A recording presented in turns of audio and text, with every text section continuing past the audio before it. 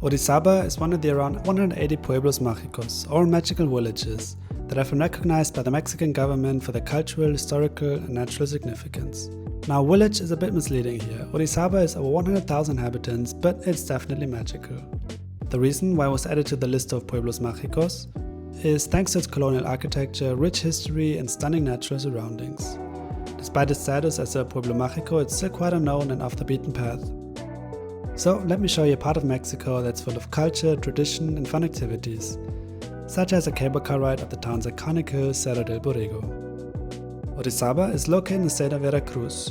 By bus, it's around 4.5 hours from Mexico City, a little over 2 hours from Puebla or 6 hours from Oaxaca. There are regular bus connections to and from these major hubs, so visiting this gorgeous town for a few days is really easy and I super recommend it for your next Mexico trip.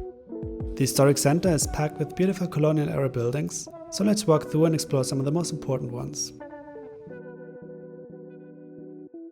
Start your walk at the Catedral de San Miguel Arcángel, located right next to Parque Castillo. With its striking red and yellow facade, it's one of the most iconic landmarks in the city. Built in the 18th century, the cathedral reflects colonial era architecture and is still an active place of worship today. Right outside Parque Castillo is a relaxing green space, where locals gather to relax, chat, or enjoy the shade. The square offers most events and performances, especially on weekends, giving you a look into everyday life in Orizaba. It's a great starting point to soak in the town's relaxed charm, before continuing deeper into the historic city center. Just a few steps away is the Palacio del Hierro, or Iron Palace, a stunning Art Nouveau building made entirely of metal. What makes it even more special is that it was designed by none other than the workshop of Gustav Eiffel, the same mind behind the Eiffel Tower. Shipped piece by piece from Belgium and assembled here in Orizaba in 1894, it's a rare example of 19th century prefabricated architecture in Latin America. Today, the building houses museums, cultural exhibitions, and even a small planetarium, so don't hesitate to step inside and explore.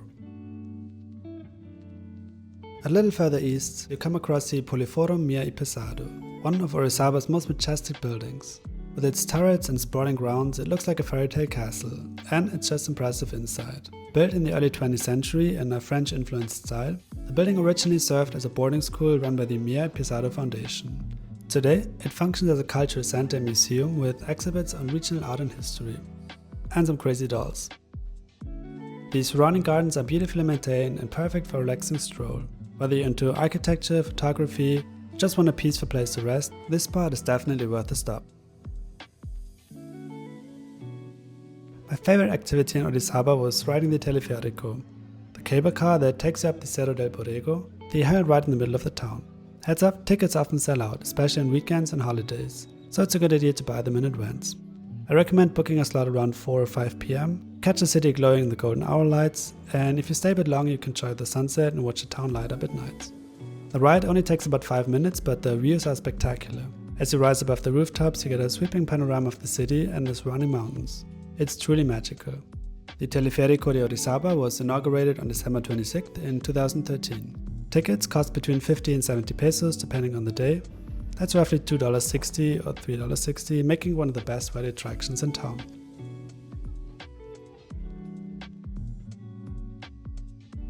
The Teleferico was part of an urban development project aimed at boosting tourism and reconnecting the city with its natural and historical heritage. It links the historic downtown to the Ecoparque and viewpoints atop Cerro del Borrego. Once you reach the top of Cerro del Borrego, you'll find yourself in the Ecoparque, a surprisingly large and peaceful area filled with viewpoints, walking trails, and historic buildings. One of the most unique spots is the Cabana de la Catrina, a small themed cabin dedicated to La Catrina, the iconic figure of Mexico's Dia de Muertos, or Day of the Dead festivities. It's both a cultural homage and a fun photo stop, blending tradition with creativity in a beautiful setting. If you enjoy this content, please feel free to subscribe. My goal is to travel to every country in the world and I would love for you to join me. And let me know in the comments, which place in Mexico would you most love to visit? The real highlight here is the Atalaya de Cristal, a glass observation deck that juts out from the hillside. From here you get jaw-dropping views of the entire city nestled in the valley below, the majestic Pico de Orizaba, Mexico's highest mountain, in the distance. Whether you're a fan of natural spaces or just here for the views, the top of Cerro del Borrego is a must-see. With such sweeping views of the entire valley, Cerro del Borrego is one of the best spots in Orizaba to watch the sunset. The atmosphere becomes almost magical, as the sky turns golden and the city lights begin to flicker on. But don't lose track of time, the last Teleferico down can come earlier than you think. So it's a good idea to check on the schedule or ask the staff to be sure you don't get stuck at the top. On the ride down, the city slowly comes back into focus. As you descend closer to the rooftops, you can make out the lively streets and glowing buildings. A perfect way to end your visit to the hill.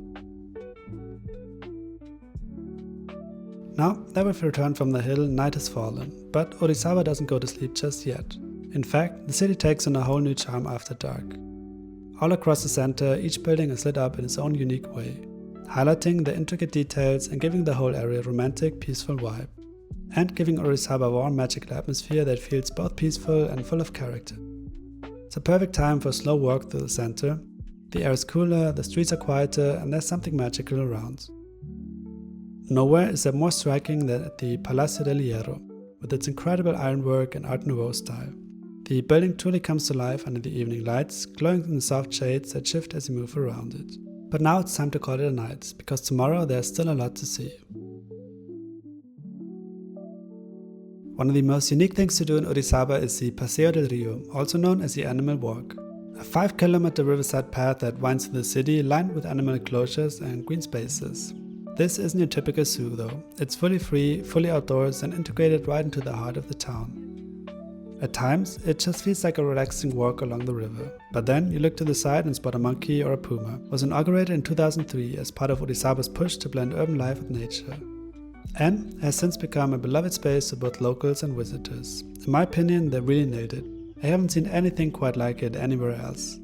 The walk follows a course of the Rio Orizaba, starting near the Teleferico base station and the colorful Orizaba sign, a great photo opportunity. It is home to more than 400 animals across over 50 different species. You'll see monkeys, deer, crocodiles, jaguars, pumas, parrots, and even exotic birds like toucans. Many of these animals were rescued from illegal wildlife trade, poor captivity conditions, or abandonments. They've been given proper enclosures and a second chance, and it really shows in the care of the place. You'll find signs with information about each species and QR codes you can scan to learn more, which adds an educational element that's great for families or curious travelers. The enclosures are built with open-air designs, giving you clear views of the animals while maintaining a respectful distance. And between animal areas there are benches, murals, bridges, and beautiful landscaping that make the entire walk enjoyable even if you're just out for a peaceful stroll. If you continue all the way to the end, you come across fully grown tigers.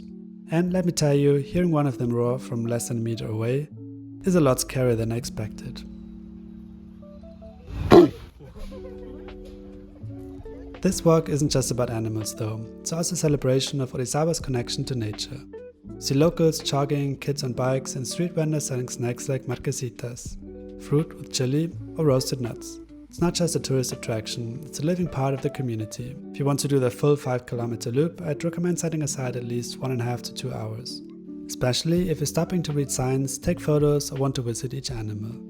For families, couples, or solo travelers, the Animal Walk is one of Orizaba's most surprising highlights. Peaceful, educational, and unlike anything you'd expect in a small Mexican city. For me, it turned out to be one of the most memorable parts of the trip. A quiet gem that brings together conservation, community, and charm. And best of all, it's free, it's open every day, and you can come back as often as you like. This concludes our short but sweet visit to this magical town in central Mexico. I hope you enjoyed it. If you did, please feel free to subscribe. See you next time.